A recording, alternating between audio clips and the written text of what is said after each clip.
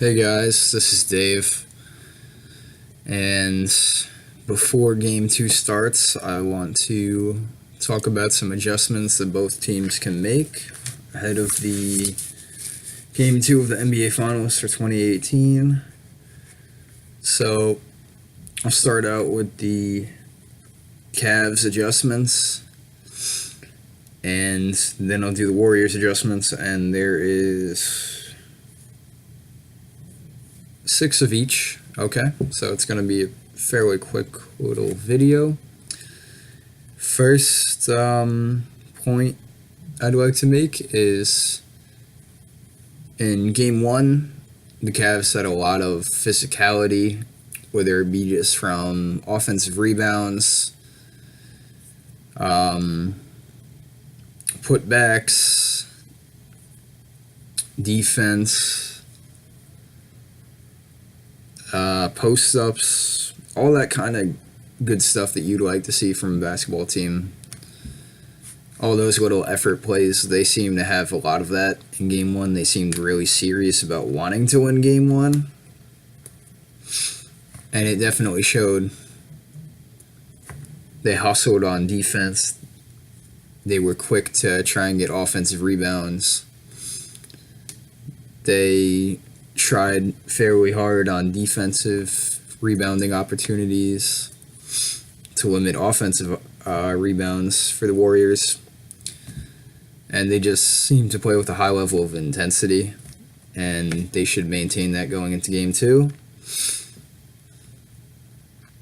Second point is that the Warriors still, with Iguodala out for game 2, they don't really have a lights out rim protector on the Warriors, so because of that, they should feed the ball in the paint as much as possible, whether it be from their bigs, Larry Nance and Kevin Love, or even some of the guards, and especially LeBron, being that he's one of the biggest and strongest guys in the NBA, of course. So if they could feed the ball in the paint as much as possible, they'll get higher percentage shots because it'll be naturally, since it's closer to the basket. And even if they miss, like they did in game 1 every now and then, because it happens, you're not going to make every single shot. If you're closer to the basket and you miss, there's a better chance usually to get the offensive rebound, and then eventually leading to either kicking it out to a shooter for a wide open 3 or a putback by either LeBron, Larry Nance, Kevin Love, whoever it may be. So that's the second adjustment. Third adjustment, Clarkson through the playoffs has been very bad for the most part. He has had like 1 or 2 decent games, but other than that, he really hasn't contributed much. And his calling card is his offense, and his offense has been really stagnant lately.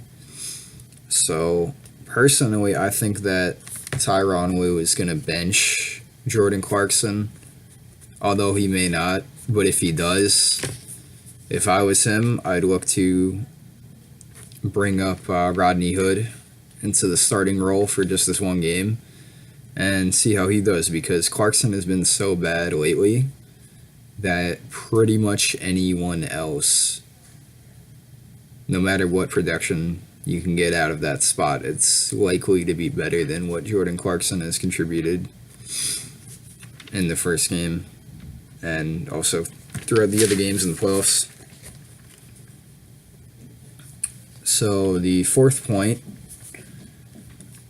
even though Klay Thompson is cleared to go back in game 2 and he will actually be starting, no surprise there, even with the injury he suffered in game 1 when J.R. Smith kind of knocked into him. I still think, even though he was cleared, because it's the NBA Finals, they wouldn't necessarily rest him. But if it was a regular season game, they might have. So because of that, I think they should attack Klay Thompson as much as possible. And if they can do that, he probably won't be as good on defense as he normally is, and he's usually a pretty solid defender. He might be a step slower on a rotation. He might end up giving up a couple threes, a couple layups, whatever it may be. And if he re-aggravates the injury because he's trying to do too much on defense, then whoever replaces him in that shooting guard likely won't be nearly as good as him. Whoever comes off the bench. So then it would make it even harder for Golden State to maintain good defense. So I feel if they could do that, they'll be in good shape. The fifth thing for the Cavs, don't rely on the three-point shot as much. You saw that in the Rockets game in Game 7, where they missed 27 straight threes after making a ton in the first half. And primarily they lost that game, not only because they didn't have Chris Paul, but also because they had such a heavy reliance on the three-point shot, and it just wasn't falling in the second half. Because if they made only a couple more of those, they would have won the game. So the Cavs should definitely take that advice and learn from the Rockets' mistakes. And don't rely too much on the three-point shot. And there's also been games that they've played in the postseason where they've jacked up a bunch of threes and they haven't really made as many because they're not as good a team when it comes to three-point shooting as the Rockets or the Warriors. So they can't rely on the three-point shot as if they're in the top three in three-point shooting because they're just simply not. And if they do that, they'll likely shoot themselves out of the game fairly quickly. So unless they're really on a hot streak, I would suggest not relying on the three-point shot too much. And rather keep it inside and then kick it out to shooters when necessary, when they're wide open. And if they make them, great. If not, then just keep pounding it inside for the most part. The sixth point I'd like to make for the Cavs is just maintain focus on defense, because there were stretches in Game 1 where they would play excellent for a couple key possessions in a row, and then on the next possession, after like 4 or 5 in a row of good solid defense, they would miss a rotation, or they'd have a blown assignment and someone would be completely wide open on the Warriors and nail a wide open shot. So they simply cannot allow that, especially being that Golden State's a much better team than them. And if they want to win the game, they have to be as focused as possible on defense and maintain defensive efficiency, whether that be through steals, blocks, forced errors, getting into the offense's head to where they have unforced errors, and just really playing hard-nosed defense throughout the whole game, which would be easier said than done given how good Golden State is on offense. The first point for the Warriors I'd like to bring up is they also should maintain defensive efficiency throughout, because simply put, they let LeBron James get whatever the hell he wanted last game, which is why he had 51. And as good a player as he is, they still need to try as much as possible to not just limit him, but limit the rest of the Cavaliers from shooting at a high percentage.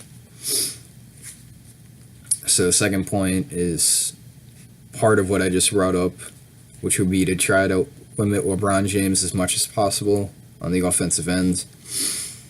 Try to limit the number of offensive rebounds that they get, because likely any of those offensive rebounds would be leading to either LeBron on a putback, Larry Nance, or Kevin Love.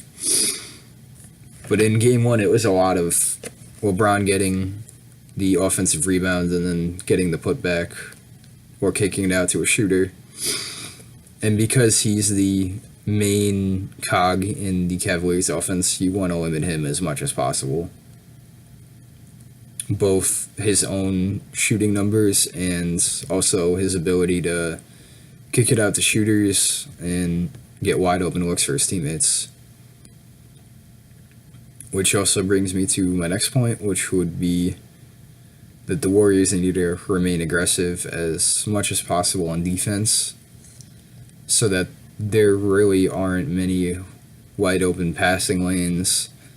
There's not anyone too open, so LeBron wouldn't be able to kick it out to shooters as much, and if he does, he'd have to really push it into a tight window, which he can definitely do. But if you make him do that all game, he's bound to have some turnovers eventually, which could end up leading to wide open looks for the Warriors on fast break, either on the three or wide open dunk. Especially because the Cavaliers' transition defense is not that great, although in the last game it was much better, I gotta say.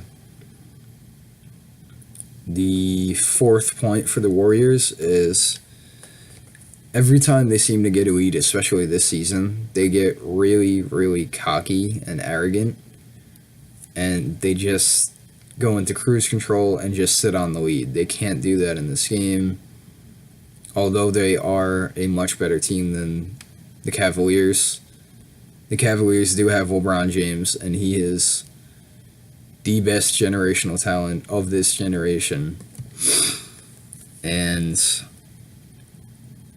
especially with how he played in the first game, he's going to make it tough on you regardless of how good you are as a unit on the other side.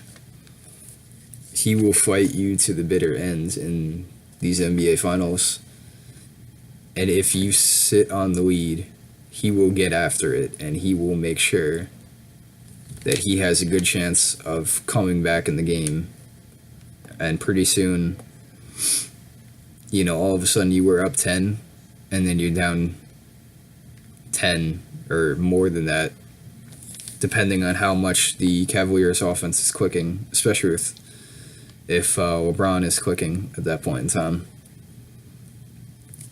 So the fifth point is that Kevin Durant, has been struggling a lot in the postseason this year.